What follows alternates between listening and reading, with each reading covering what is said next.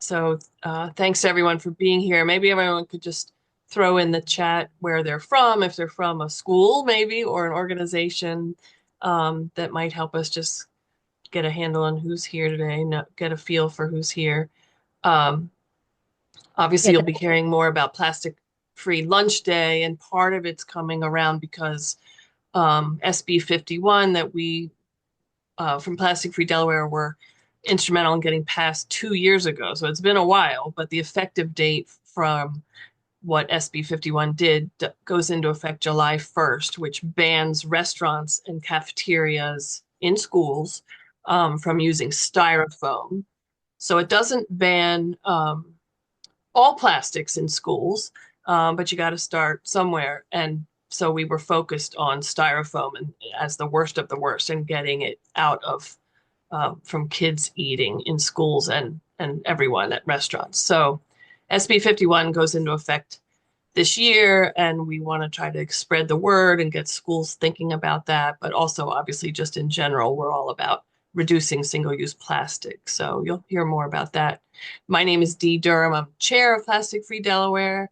Tree Sullivan, who's joining us, is on the board of Plastic Free Delaware, and Elisa King is our outreach and education coordinator. So I'm going to turn things over to her to introduce Atsuko. All right. So, welcome everybody to today's Lunch and Learn. We are really excited to have Atsuko Quirk as our guest speaker. Atsuko is the executive director of Cafeteria Culture, a national environmental education nonprofit that centers school cafeterias as robust student action hubs to address food waste, plastic pollution, and other climate issues. Atsuko is also a documentary filmmaker, having directed and produced Cafeteria Culture's feature film, Microplastic Madness. We've been in touch with Cafeteria Culture regarding their plastic-free lunch day initiative, and we've been so inspired. So we are now holding screenings of Microplastic Madness, and we will be launching a plastic-free lunch day in Delaware on May 7th. I'll put links to Cafeteria Culture and Microplastic Madness trailer in the chat. I'll also put a link to Plastic Free Delaware or Plastic Free Lunch Day in Delaware in the chat. And if you have any questions, you're welcome to put those in the chat or save them until the end of Atsuko's presentation. But Atsuko and Cafeteria Culture, they've been making regional and national impacts on plastic pollution and food waste, and we are looking forward to learning a lot more. Atsuko, we are so happy for you to be here, and I will turn it over to you. thank you so much for inviting me. I'm excited to talk to you guys that you guys are launching Plastic Free Lunch Day, which is exciting. And yeah, I want to introduce Bess from Cafeteria Culture. She's relatively new to us, but she's going to be the one point person to the outside of New York City National Plastic Free Lunch Day initiative for outreach. So you guys will be actually communicating with Bess as well as Marjorie and myself. Okay, so let me just do a little bit of slides to get to, show who we are, what we do, and a little bit of history. Okay, are you seeing the slides? Looks good. Yep. Okay, so we are a New York City nonprofit, as Elisa introduced. We started out as Styrofoam Out of Schools in 2009. And these are old, styrofoam trays. And then that's not as old for you, but for us, it's old styrofoam trays. If you stack flat neatly, that New York City public schools were using 850,000 styrofoam trays per day. And if you stack neatly, that's 8.5 times higher than the Empire State Building per day, right? So our beloved co-founder of Cafeteria Culture, Debbie Lee Cohen, when I met her, she already started this Styrofoam Out of Schools work. And then I, you know, coming from Japan and looking at the public school cafeteria for the first time, it was shocking, right? It was like, how many chicken nuggets are on the floor, and the mess, the chaos, the noise, and kids didn't actually clean up after themselves and left, right? I asked one of the school staff who was taking care of the lunchroom, does I mean, do kids need to clean the floor or anything? And then the lady was like, "Oh, kids are not supposed to clean the floor. That's a custodian's job." So it was my welcome to America moment, and I just went to the principal. Hey, let's do something. And I started going into the cafeteria and started doing, like separating the sorting and cleaning up the table and stuff. And then one boy came up to me like, "Can I help you?" And like, "Whoa, yeah, can you help me?" And then he took the job really seriously and did so well and proud, and this is my job. And then after a while, other kids came to me and said, "How come he's the only one doing? That's not fair." And all the kids wanted to help. And "Can I help you? Can I help you?" And it was overwhelming. Kids wanted to help. And I thought, like, this is going to work. I thought like it could be hard for this system, but like, hey, shorthanded for adults, but we have 170 kids in the cafeteria. Why don't we work with the kids? So, I started like a Japanese style, sort of like taking care of lunchroom, that I put the monitor per class for a month, and then your class will be the monitor for this month, and it's called Cafeteria Ranger program. So that's how I started, and then I met Debbie Lee, and we started Cafeteria Culture. We wanted to change the name from Styrofoam Out of Schools to Cafeteria Culture because when I saw the cafeteria, it was the mess and all that. But one more thing that kind of bothered me was that kids were not thanking the lunch ladies when they get the food. And I thought, this is where the real change needs to happen, maybe. So, and then, that's sort of an important part, that we want to improve the quality of the lunchtime experience as a whole. So we will get rid of the styrofoam. We want to get rid of the single-use plastics, and we want to reduce food waste. All good, but that's not the end, right? So for us, that experience, right? That's important. So that's why we named ourselves Cafeteria Culture.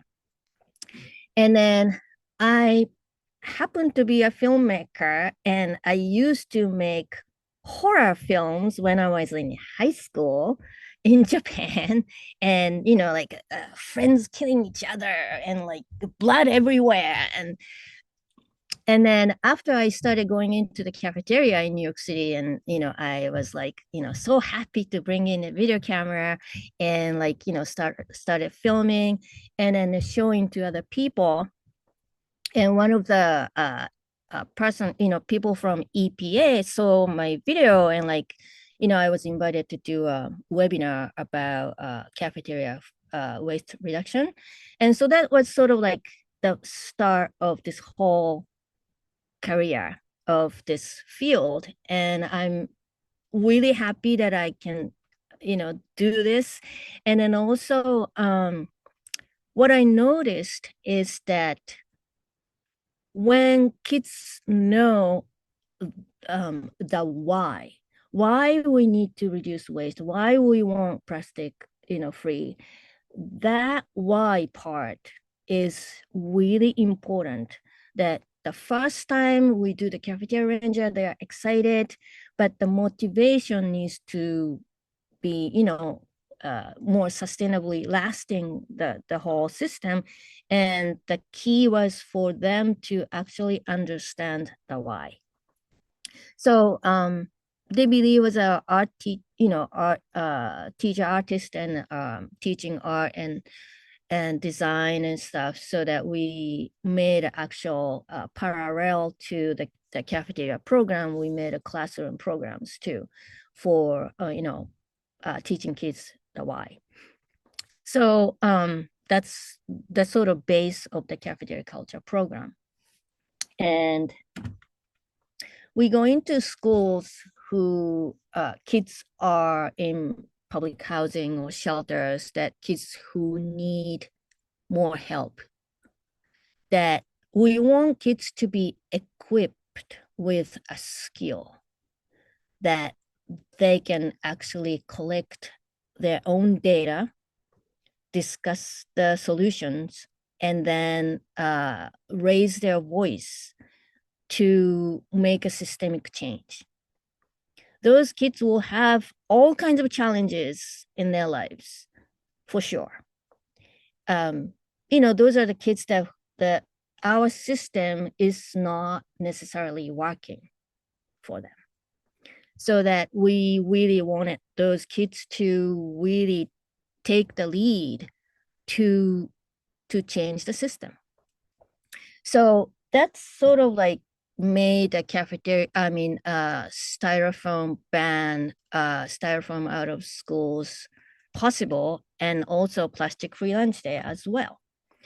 And so that this is the methodology. Students collect their own data and sort of training peers and others, educate neighbors, and advocate for change. Now, let's talk about Plastic Free Lunch Day. Plastic Free Lunch Day started as one school, which is featured in the movie Microplastic Madness. And here it is, the Microplastic Madness, those kids. And they found out that they reduced 558 single-use plastic items on that day from just one school. And there are 1,800 schools in New York City. They multiplied, then it is over 1 million single-use plastic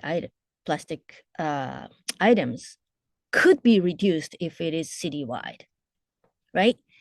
So after the movie's released, we had a Q&A at a screening, and then we invited the school food director from New York City, who we've been working with for a long time, and also some of the kids as a panel on the stage. And at the Q&A, one of the kids asked the food director, why don't we do this citywide, all over New York City? And the director said, maybe in 5 years. And then kids were outraged. We don't have 5 years. And then they grilled the school food director. And then right after, he contacted us, oh, let's do it. So that's sort of, that was 2019, and we were sort of, making a practice day, or, modifying the menu, training the kitchen for the modified menu, all that are done in 2019. And of course, the COVID happened. So that delayed 2 years. But 2022, the first Plastic Free Lunch Day citywide, New York citywide, happened. And since then, New York City, that school food director and our former executive director presented to the Urban School Food Alliance. That's the, right now, 18 school districts are participating. Back then, it was still 12 or 13, I forgot. and presented to the Urban School Food Alliance, and other districts were like, "Oh, let's do it, let's do it." They were so motivated. And the first national plastic-free lunch day happened in the same year, November. And this is some of the stats from plastic-free lunch day. It is actually older. I just noticed that right now 22 or 23 27 plastic-free lunch day happened, and then it is over 22 million single-use plastic items are removed from New York City public schools. I mean, nationally. And for national, biannual, nationwide, plastic-free lunch day has been over 3,000 schools, like 3,500 schools participated. And it is growing, fortunately. And we are so happy that our kids from our program started as one school, and it grew to this level. And so this is how the real change could look like. We always do small pilots, and then just to scale. So, and then these are some of the participating school districts. It is like a Miami-Dade, Dallas, Baltimore, San Diego. Those are the regulars, and those big school districts are joining every time. This is one thing that I have to mention, that on plastic-free lunch day, of course, there are kids who are bringing their home lunches. And the type of schools that we go in, their version of home lunches are chips and Oreos and, that kind of food. Plastic-free lunch day, we want to be very sensitive about the messaging to those kids. We don't want those, to come into the cafeteria, but for those kids, in the morning, parents are busy bringing to the nearby bodega, and giving the kid $1, and you can buy whatever you want, right? So that one small bag of chips could be very meaningful to the kid. So we just can't diss it. We have to be sensitive. So we came up with the messaging that eat school lunch to go plastic free. So it seems like it is a team effort, and you don't have to really say anything about what they are bringing.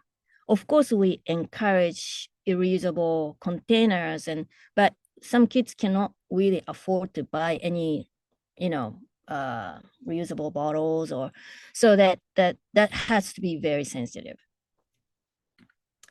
And from now, I'm gonna just take this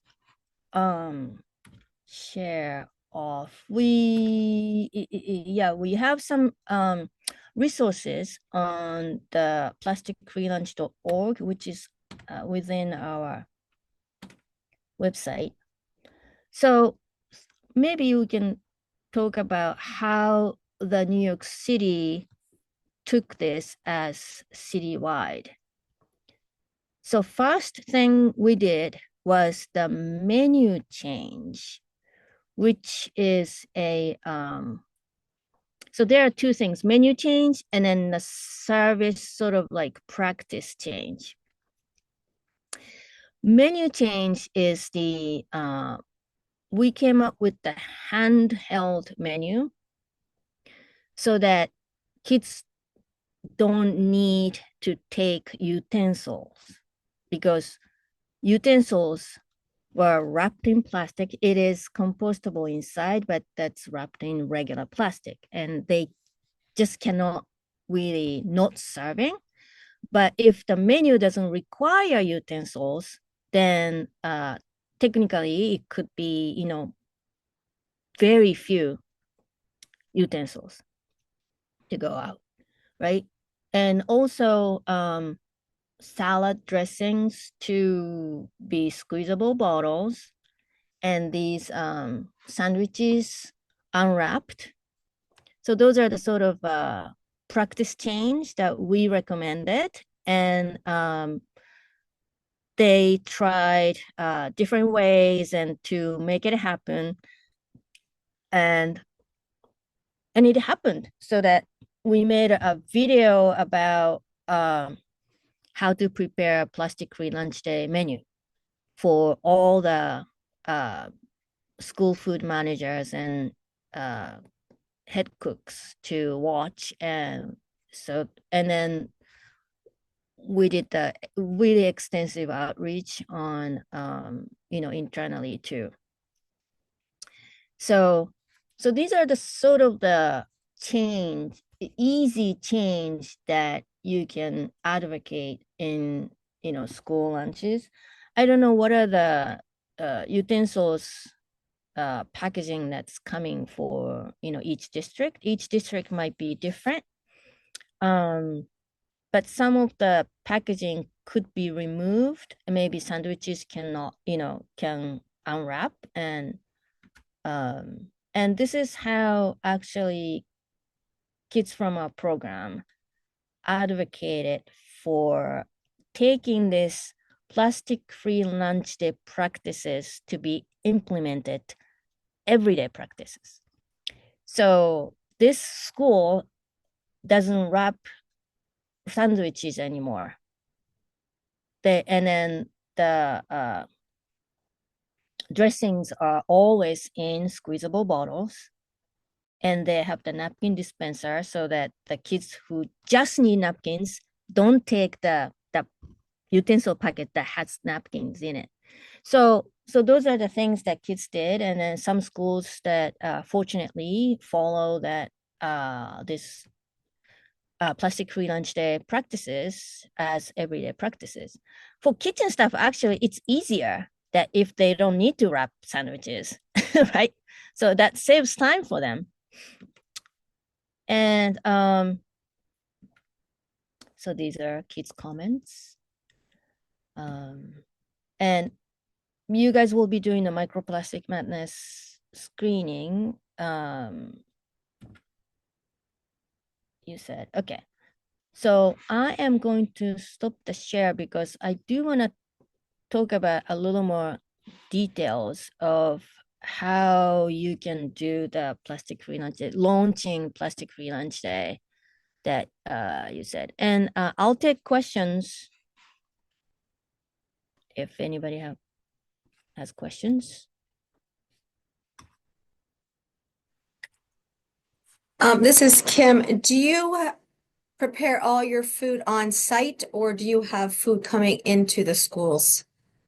For New York City, some packaged items are come as is, and then like let's say roasted chicken comes like roasted, but the kitchen needs to do a little bit of flavoring and then reheat. Most of them are just reheat, but they do need to do some prep. So that's sort of like the way it is right now, because it's just because of the volume that right now nearly 900,000 meals a day, which is a challenge. And also they have like hundreds of unfilled positions for kitchen workers. So that's another big challenge that they have.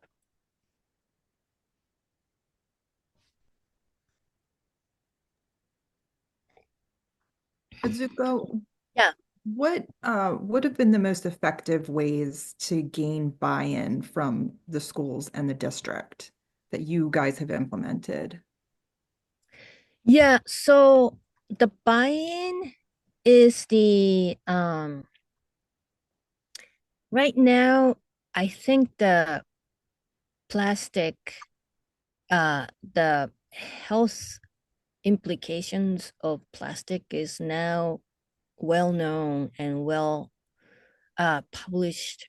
And when we were working on getting rid of styrofoam, that was one of the sort of points that the school food directors, sort of that top guy, kind of got realized. Because before that, we were talking about getting rid of styrofoam, and then like, oh no, you're not gonna get rid of styrofoam. Go to Boston, go to Baltimore, and they kind of shut down. But we kept going for meetings and meetings and meetings with them. And one day, DBD actually said, some kids eat breakfast on styrofoam, lunch on styrofoam, and after school meal on styrofoam. 3 meals every day from pre-K through high school. If some kind of health implications surfaces in the future, and you might be facing a lawsuit, right? So that kind of got them. And interestingly, we can say it now because they got rid of it, but back then they just didn't want to say anything that, you know how they are, that they're really scared of any criticism. So we had been very, very careful that we are working together, not criticizing them, working together to make change. That's like completely different way, right? So but that got the sort of a go of that part. And then there were other factors that the city started composting collections, organics collections, and then they welcomed the composting compostable trays, that because they have the trucks, they can't reduce the number of trucks because the DSNY truck, driver contract and stuff, so that they needed something to collect. It was interestingly working for them to have compostable trays to be collected. So all that kind of fell into one place, and this styrofoam ban happened. Yeah, I know the alternatives is a step, but what we really want to emphasize is the source reduction. And Plastic Free Lunch Day is a source reduction initiative, right? So we do want to reduce packaging, period. Now, sorry, Atsuko, can I ask you, it seems to me, I guess my question is, are most of your schools switching to compostable trays / plates?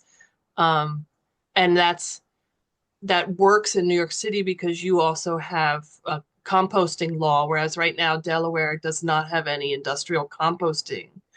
So even if we switch to compostable trays, which I grant you would be far superior to styrofoam, it's still going to the landfill. So right. So that is one great thing you have going on in New York City that we don't have yet.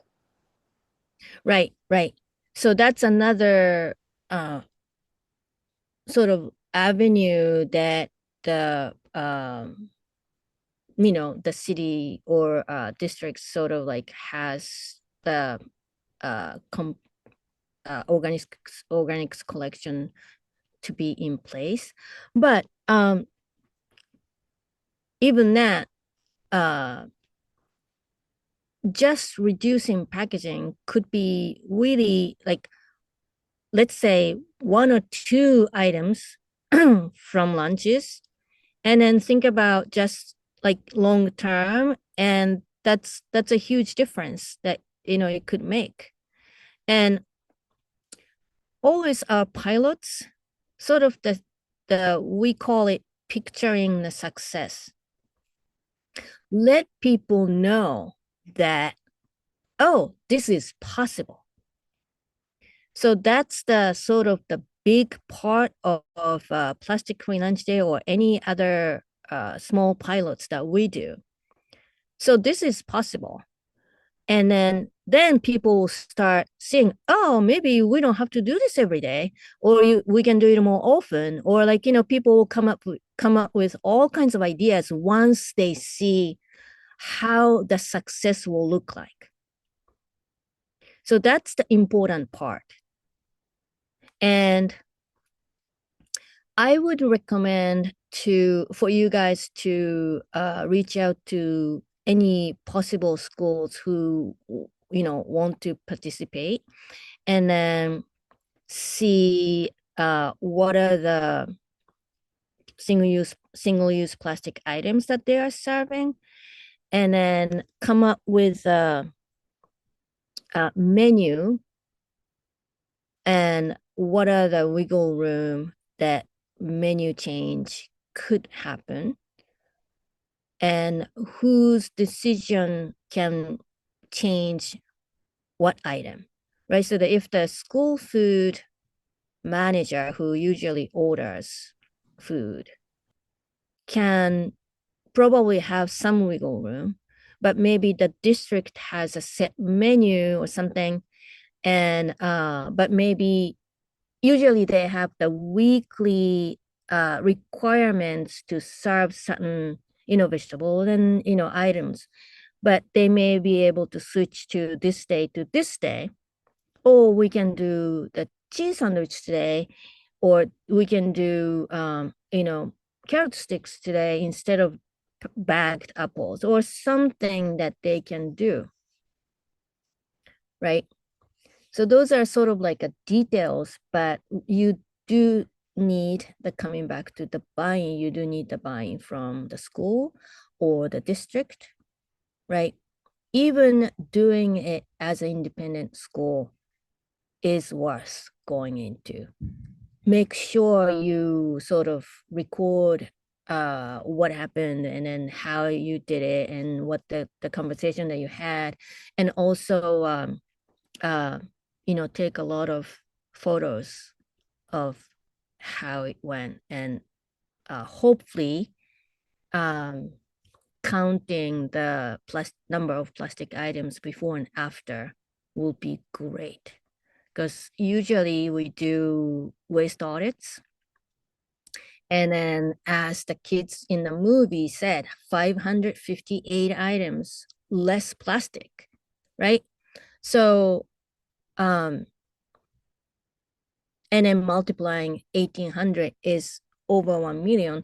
That is a great data to pitch to the whole district, or so that data goes a long way. So that's another sort of layer of the future change. Even you were able to launch the plastic-free lunch day this year, then that could be one really good data that you can pitch to other districts, or the same school district to do again or more often. Yeah, data is important, the before and after. So you might want to do one before that count of plastic items for a regular day, and then compared to plastic-free lunch day. I put a question in the chat. Just one of the issues we're dealing with in Delaware is that a lot of the schools don't have dishwashers, and so as you know, as I said, we don't want a lot of compostable trays would be better, but reusable would be even better. So if we're trying to encourage the switch to reusable, a lot of these schools don't even have dishwashers anymore. Right. New York City, but true. Yeah, schools don't have dishwashers either. And we actually tried a reusables pilot 2 years ago to use outside dishwashing service. But there are a lot of issues on New York City traffic, and then you have to do the drop off and pick up while the school food people are on duty, which is like 7 a.m. to like 3 p.m. and then that's the traffic time. It just also the school food didn't want the dirty folks to sitting in a place for a long time. So the frequency of drop-offs and pickups, we started like every day, but the companies, those dishwashing companies usually do once a week, and they don't do those, that often. So for that small amount, just for the one school, needs to be sort of pushing other washing sort of lined up thing out, and just squeezing our project was a little tough for them to accommodate as well. And of loss rate for utensils wasn't as bad, but some goes into the trash. So that's another That's what thing. your kid rangers are for, to stand there and police. Right. But that school has a really high population of special needs students as well. So it was a little tough too. But anyway, so we do want to do it again in different settings, but somehow New York City, they are sort of like, they don't want to do reusables yet. So like we keep pushing, but yeah, that's the goal basically. Yeah. Bree, did you want to ask your questions in the chat? Yeah, great presentation. Thanks so much. I was just wondering if you have what's the title of the person to whom we should reach out when we're initially contacting people? Is there someone, who have you had success with? If you are dealing with an individual school, then you definitely need a principal's buy-in. Principal needs to say yes to this. So if you know somebody like a teacher, right, where usually there are one or two passionate teachers, if you know any of those people who want to do something, that's where we usually start, with connecting to a passionate teacher.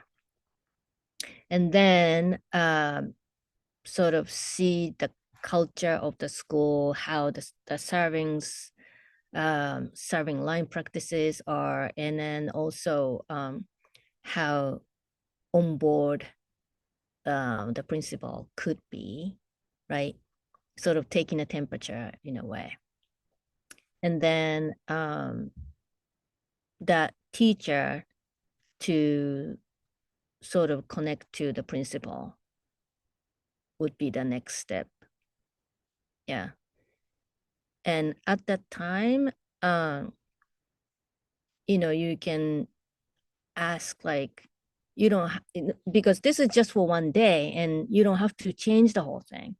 But we want to try to see, if it is possible, right? So, and if you want to be a part of this, so that's sort of the start. And then also, if you know somebody, the district must have some school food manager or position, that would be great. If the teacher can connect to the school food manager for the school or the area, that would be also great. Yeah. Are you in private and charter? Well, charter is public as well, but charter schools and private schools too, I would assume, or I assume some are participating? Some are participating, but we don't do the direct programming to charter schools or private schools. We go into those very needy schools. Yeah. I have two questions. I'm wondering if you have any data that would suggest that in the long term, there would be a cost reduction. And then also with that, have you seen any reduction in food waste when you have plastic-free lunch days? Yes, we do. We have a report. Let me share that.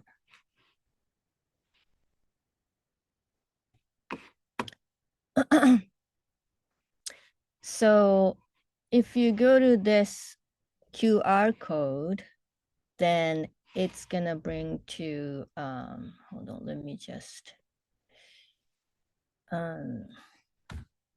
to our project report, which was funded by window. Okay, so funded by EPA, and we hold on, sorry, let me get the report up. And our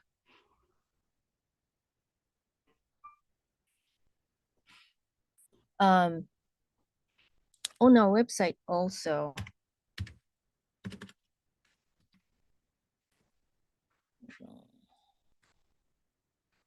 have the cost savings report. Let me see.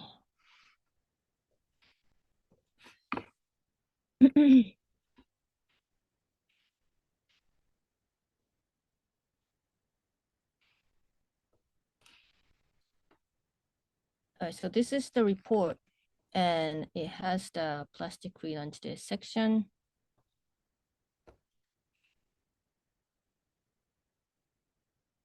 And student, sorry, I can't find the cost savings report, but there is a cost savings report that one plastic-free lunch day saves about $8,000 for per 100,000 meals, something like that. Forgot the actual number, but and by the way, this is the plastic-free lunch day page.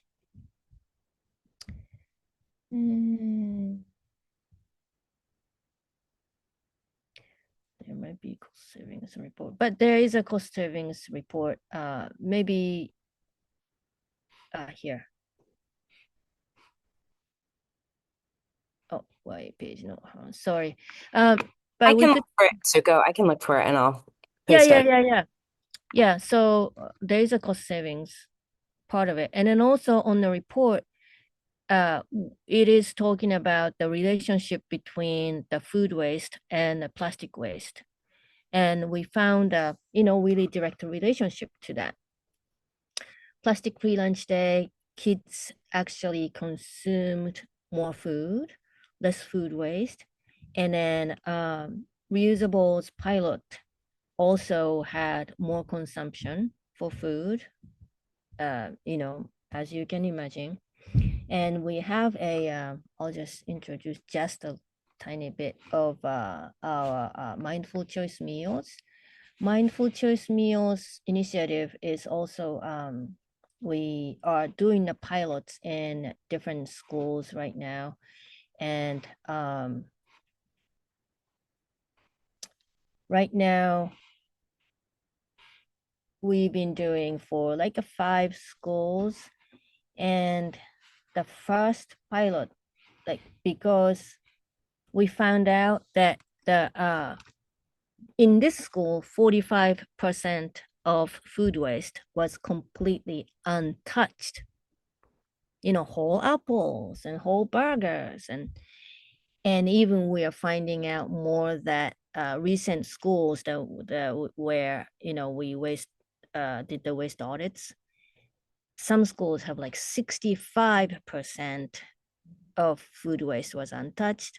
One school had 80% of food waste was completely untouched.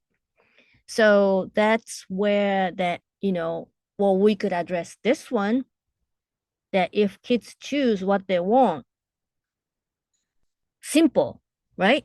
And then there is a rule set by USDA that kids can actually choose food. Not everything is required to take. And we made a menu board and asked kitchen to pre-plate only one item because there is a random inspection coming from the state that if you are not compliant to that USDA rule, then you get penalized. So they're afraid of, of that. So they just pre-plate everything. But you don't have to. You only need to take 3 items. One of them has to be a fruit or vegetable. That's the only rule that you have to be compliant of. So then a fruit and a vegetable and a milk is a complete reimbursable meal.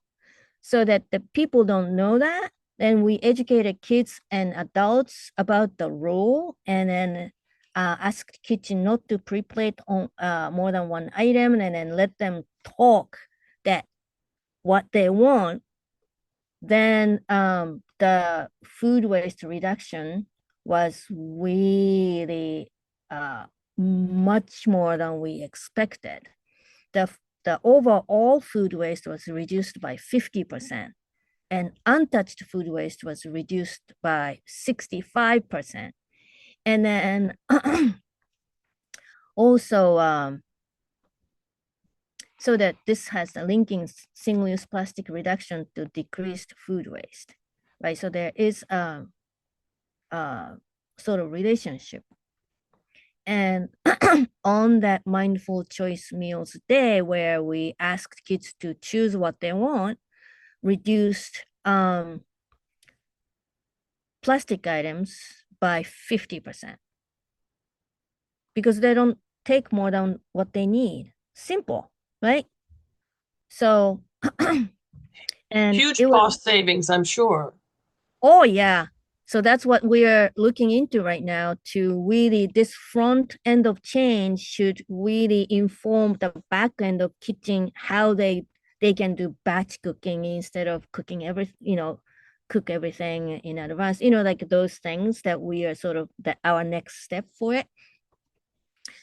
And then so this was the and this was especially effective for kindergarten, first and second grade. It's in somewhere in this report later.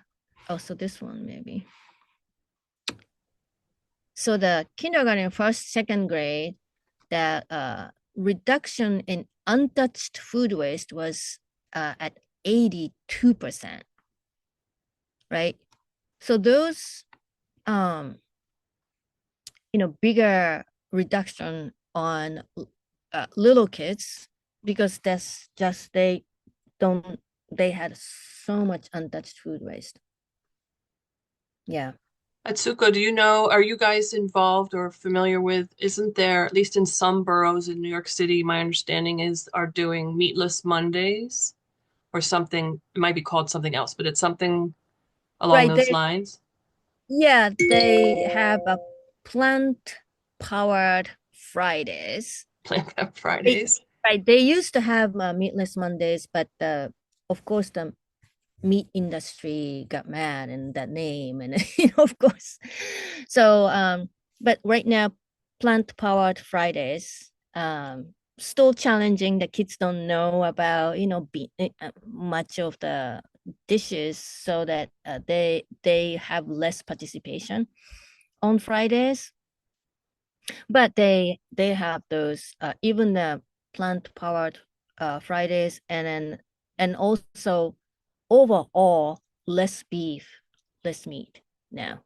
Yeah, that saved a lot of carbon footprint. So already, yeah, not only reducing the meat consumption, but also carbon footprint wise,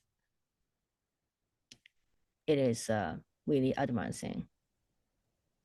Do the kids have to scrape their their trays slash plates, or because if they're using compostable trays, because it just all go in one bin. Right. They have It all just brown. goes together, or they do scrape, They like all go sort their food waste. right. Well, the food waste and the trays can go into the brown bin together. Yeah. Our goal is to get rid of all the plastic contamination, and then kids don't have to go into this bin to this bin to this bin to this bin. This peel this, and this goes in this trash. This goes in the recycle. Like that's with the given time, it's impossible. So if we get rid of single-use plastics, and then everything should go to the brown bin, and then composted. So that's the goal. Any other questions? Any? I have one last question. I was just curious if the kids that were originally involved, have they remained involved in any of the activities, or do they come to schools that you're trying to continue the programming with? Some of them stayed as a youth advocates. We have after school youth advocates program. We don't have that current, right at the moment, but we used to have that, and then some of them stayed for that. But it's just the nature of the family situations for them is they move from this shelter to this shelter. Like it's hard to track them down. Even we have parents' numbers and they change the number, they disconnect the service, or like things happen, and it's just hard to track. Some of them are staying in the same area, and those kids are now in college. I think they graduated high school, so I don't know how many are in colleges, but they're in really challenging family situations too. So yeah. May I ask, what type of cutlery do the students use during lunchtime? Right now, there are wrapped like a packaged with a forks or spoon separate. That's the compostable supposedly, and the napkin inside and wrapped. So Cutlery is it more like a made out of bagasse, made out of sugar cane, or does it look like plastic? it looks like plastic, but it says compostable on the back, but it's Right. There's two types because that type of plastic does need a facility to yeah. break down. It's called PLA, polylactic acid, whereas there are alternatives that are home compostable, made out of sugarcane pulp. Very strong, very durable, one-time use. Just to let you all know that there are alternatives to industrial compostable products. Yeah, thank you. Sure. I had a question if there's education in the schools or in the cafeterias along with it, or is it just generational grade after grade that they learn what to do in the cafeteria? Is there outside, like, how do the kids know what's going on? Yeah, so we work with the DOE, Office of Energy and Sustainability. There are the position called sustainability coordinators in every single school, which is a kind of unpaid position, which is interesting, but they made that position. Anybody in the school can be a sustainability coordinator.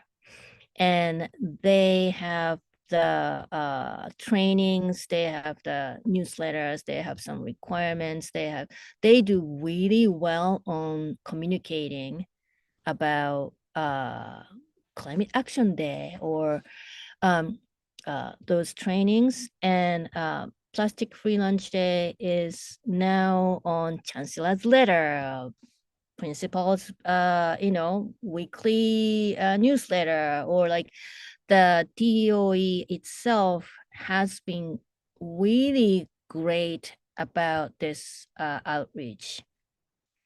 And for the kitchen staff, also that they have trainings, they have, menu communications. And so that has been successful.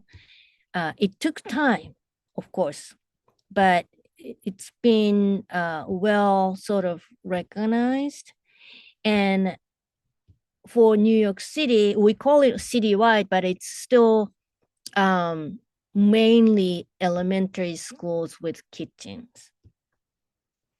And some of the middle school, high schools have now a different style of like a daily style of cafeterias, which has more plastic items. And then the kids actually advocated and, asked the DOE that how come they can't join the plastic free lunch day? They, do all these packaging. And so it's been going well, actually, because we work together with the DOE so that they are sort of appreciative that we really help this happen, and they keep going with it, and they want to increase the frequency and all that. So that's like very fortunate. Yeah.